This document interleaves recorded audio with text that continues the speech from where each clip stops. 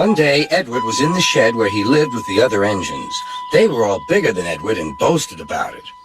"The driver won't choose you again," said Gordon. "He wants strong engines like us." But the driver and fireman felt sorry for Edward. "Would you like to come out today?" "Oh, yes, please," said Edward. So they lit his fire, made lots of steam, and Edward puffed away.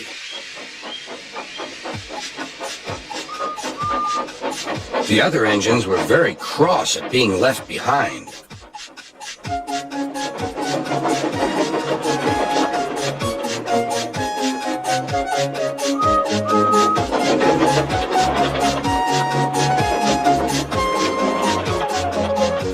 Edward worked hard all day. The coaches thought he was very kind, and the driver was very pleased.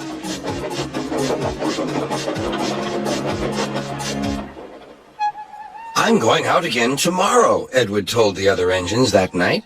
"What do you think of that?" But he didn't hear what they thought, for he was so tired and happy that he fell asleep at once.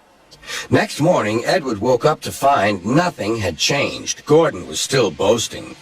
"You watch me, little Edward, as I rush through with the express. That will be a splendid sight for you." "Goodbye, little Edward. Look out for me this afternoon."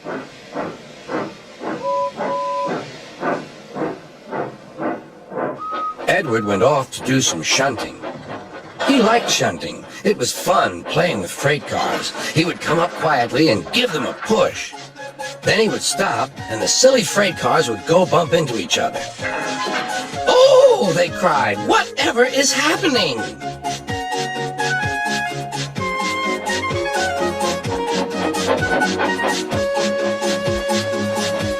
Edward played till there were no more freight cars. Then he stopped to rest. Presently, he heard a whistle. Gordon was cross. Instead of nice shining coaches, he was pulling a dirty freight train.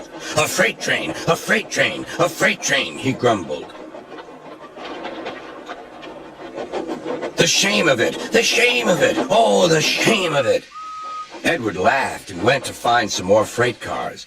Then there was trouble. "Gordon can't get up the hill," the porter called to Edward's driver. "Will you take Edward and push him, please?" They found Gordon halfway up and very cross. His driver and fireman were talking to him severely. "You're not trying." "I can't do it," said Gordon. "The noisy freight cars hold an engine back so." Edward's driver came up. "We've come to push." "No use at all," said Gordon. "You wait and see," replied Edward's driver. They brought the train back to the bottom of the hill.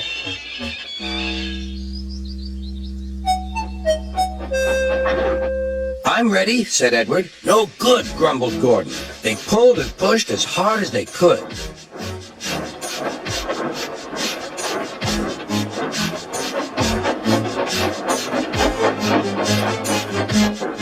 "I can't do it! I can't do it! I can't do it!" puffed Gordon. "I will do it! I will do it! I will do it!" puffed Edward. Edward pushed and puffed and puffed and pushed as hard as ever he could. And almost before he realized it, Gordon found himself at the top of the hill. "I've done it! I've done it! I've done it!" he said proudly. He forgot all about kind Edward and didn't say thank you. Edward was left out of breath and far behind, but he was happy because he had been so helpful. At the next station, he found that the driver and fireman were very pleased with him. The fireman gave him a nice long drink, and the driver said, "I'll get out my paint tomorrow and give you a beautiful coat of blue with red stripes. Then you'll be the smartest engine in the shed."